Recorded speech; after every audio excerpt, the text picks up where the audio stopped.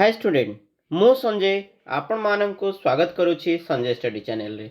तो आज भिडर विषय वस्तु होउची जे तुम मानकर जो माने 2025 रे वर्तमान प्लस टू रे पाठ पढ़ुचंती सेमानकर परीक्षार कार्यसूची आसी जाइछि।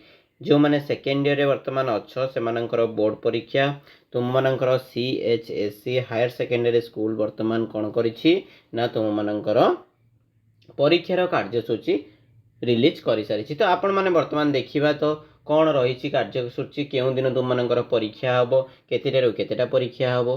तो आसतु भिडटी को आरंभ करवा। तो आपण मानक अनुरोध भिडटी को प्रथम रु शेष पर्यंत देखिए जहाँफल कि आपण मैंने सठिक इनफॉरमेशन पाइपर।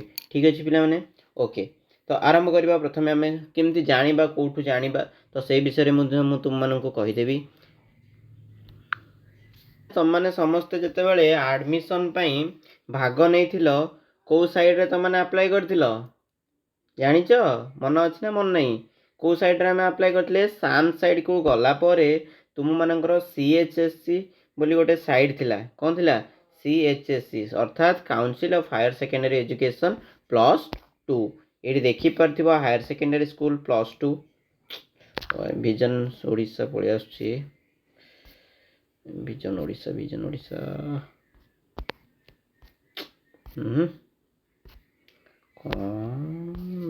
ओडिशा हमरो टिके गोटे minute. Higher secondary education welcome to school and mass education department. एठी पिला माने तुम माने स्टूडेंट लॉगिन की जाइकी तुम माने अप्लाई करितलो। ठीक अछि।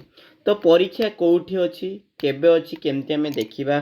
तो देख पिला माने एठी तुम मानकर जतबे व्यू मोर ऊपर को क्लिक करिवो कोन कहली व्यू मोर ऊपर को क्लिक कला परे देखि परथिवो 20 नवंबर 2024 अर्थात आज लेटर नंबर तुम मानकर 5193 subject program of annual higher secondary examination 2025।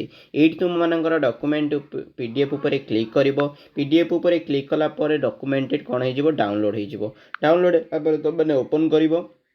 Okay open कला परे देखि पारुथबो एठी कोन रहिछि ना council of higher secondary education Odisha तुम मानकर 20 नवंबर 2024 रे कोन हेछि ना पब्लिश हेछि को एग्जाम ना annual higher secondary examination 2025 arts science commerce correspondence vocational stream. तो जहाँ भी रही तुम मानकर आर्ट्स रही साइंस रही कॉमर्स रही आ जो वोकेशनल एजुकेशन रही तार मध्य तुम मानकर कौन हम एग्जाम हम।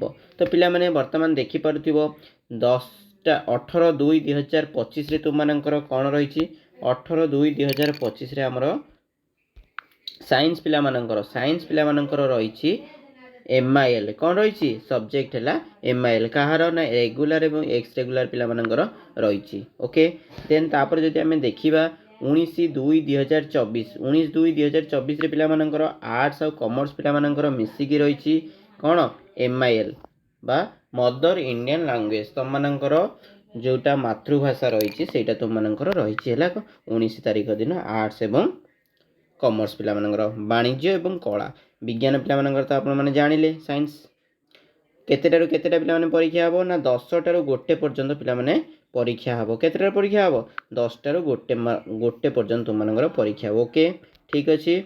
देन तापरे 20/2/2025 रे से भली वोकेशनल पिला मानकर अछि जहाँ से मानकर रही हिस्ट्री रही कहार अकाउंटेंट रही ओके एवं कहार BFC फिजिक्स मध्य रही।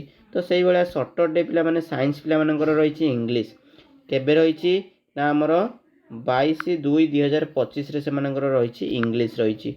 ओके ठीक अच्छे।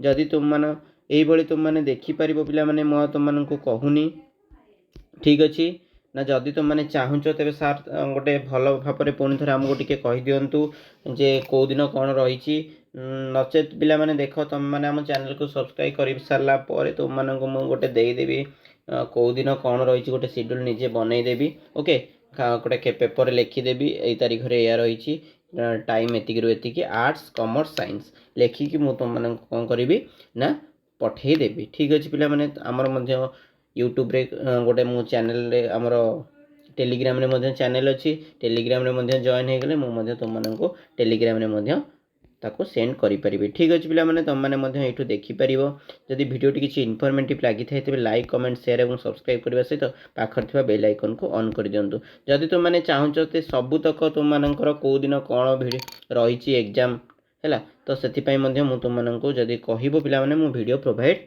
करदेवी। ठीक अच्छे पे कौन कहली बुझीपाल ना बुझीपालनी? ओके ओके ठीक अच्छे। Thank you for watching.